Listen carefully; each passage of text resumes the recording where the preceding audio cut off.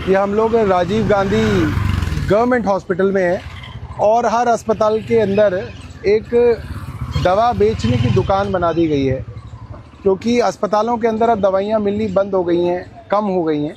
इसलिए दवाइयाँ मजबूरन जो है लोगों को इस सरकारी दुकान से ख़रीदनी पड़ती है, जो मोदी जी की दुकान है। वहाँ पे पैसे देके, कोई ये ना सोचे कि मुफ्त में ख़रीदनी पड़ती है, पैसे देके जो है दवाई यहाँ से ख़रीदनी पड़ रही है। इससे पहले जो सरकार थी उसके समय दवाइयाँ सारी मुफ्त मिला करती थी। तो यहाँ क्या मुफ्त मिलती है दवाई? नहीं, पैसों में सर। पैसों में है जी सर, इसकी पैकिंग अलग है क्या? अच्छा, वो अंदर से क्यों भाई साहब पैसों में है मुफ्त है दवाई? मुफ्त वाली अंदर है। मुफ्त वाली अंदर है, यहाँ पे पैसों की दवाई है।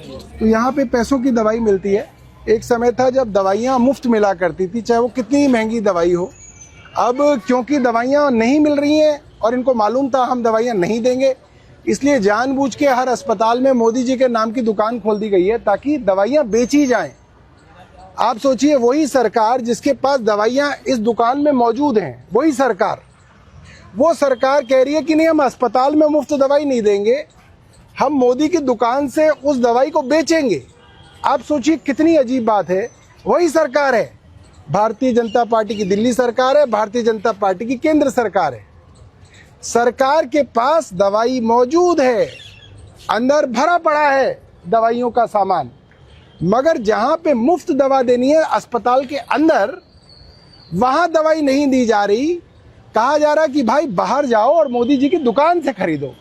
प्रधानमंत्री जन औषधि, ये जो दुकान है मोदी जी के नाम की, यहां से खरीदी जा रही है। आ जाओ। तो यहाँ जो आ रहे हैं उनसे हम पूछेंगे, बेटा यहाँ पे आए हो, दवाई खरीदने आए हो क्या? बट खरीद क्यों रहे हो? आपको अंदर से नहीं मिल रही दुकान दवाई? नहीं, डॉक्टर ने लिखा है सारी चीजें, दवाई लिखती है, फिर यहाँ से आपको लेना है। तो अंदर से मुफ्त जो मिलती थी वो दवाई? हाँ, क्या कह रहे हो? 1-2 मिलती हैं, अगर 10 लिखी 8 लिखी हैं, अगर 10 या 8 दवाई लिखी है मिलेगी, बाकी बाहर से। बाकी यहाँ से खरीदो मोदी जी की दुकान से? हाँ, बाकी यहाँ से या वहाँ या से और बाहर से? हाँ। तो आप ये कह रहे हो कि 10 दवाई लिखी, अगर 8 दवाई लिखी तो 2 तो मिल जाती है अस्पताल में मुफ्त, 2-3 मिल जाती और बाकी खरीदो जेब से। हाँ। या तो मोदी जी वाली दुकान से खरीदो या बाहर से खरीदो। आप भी यही कह रहे हो क्या आंटी? आप क्या कह रहे हो बहन जी, बताओ? हमारी भी बाहर से ही लिखी है, 3 दवाई दे दें यहाँ से, बाकी वहाँ से लो। बाकी बाहर से लो। अच्छा, तो आपने कहा नहीं कि मुफ्त दवाई क्यों नहीं दे रही सरकार को? तो मुफ्त दवाई देनी यहाँ पे आई नहीं है। यहाँ पे आई नहीं, फिर यहाँ नहीं आई तो यहाँ कैसे आ गई? पैसों में आई है सर।